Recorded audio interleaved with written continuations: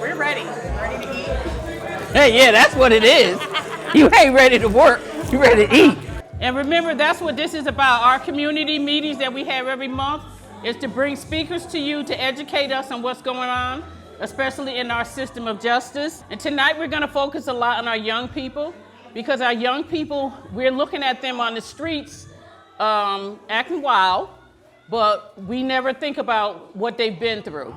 So we have a speaker here tonight who is part of the Connecticut State Child Advocate. The vast majority of boys that come into Manson are already identified as students with special education needs. Nearly 70% of those boys were reading at a first to third grade level. 15 to 17-year-olds, that's the age range we're talking about. And most of them had histories of involvement with DCF in some way, and some trauma history, right? And so, again, from our perspective, those are kids who need to have treatment and rehabilitative services. So in short, our recommendations are really be a therapeutic milieu, a therapeutic environment, so that everybody receives therapy. Most of the kids at Manson do not receive weekly therapy. And from our perspective, they require it, not only because of what they've experienced before they were incarcerated, but they're still developing youth and they are experiencing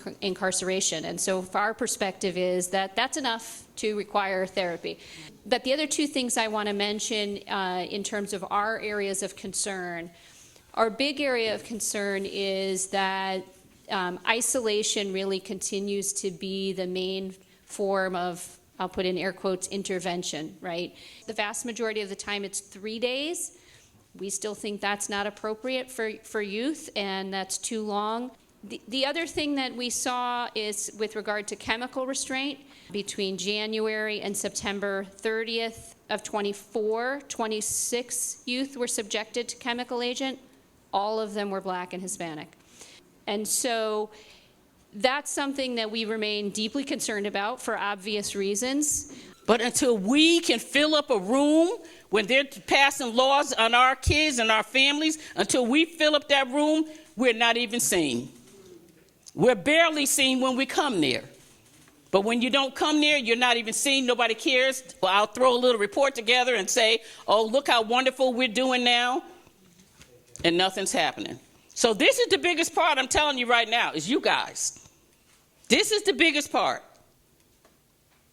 Because if we demanded that they do these things and have consequences, like someone said in the back, there's consequences written in the law saying if you don't do this, you're going to lose some funding.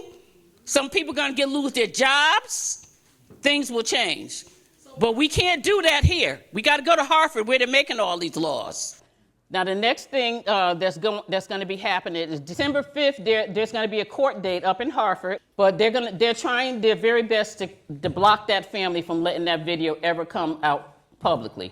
So that should tell you how awful what they did to him. And they don't want that video to come out. They've been fighting that family for over 5 years to keep that video out. And that's why we've been on the streets up in Hartford. We was up there just a couple of weeks ago outside it. Attorney General's office. We want that video to come out. We want the world to see how brutal and barbaric these people are, calling themselves correctional officers. But it's going to happen. We're going to see that video. We're going to see how disgusting those people are.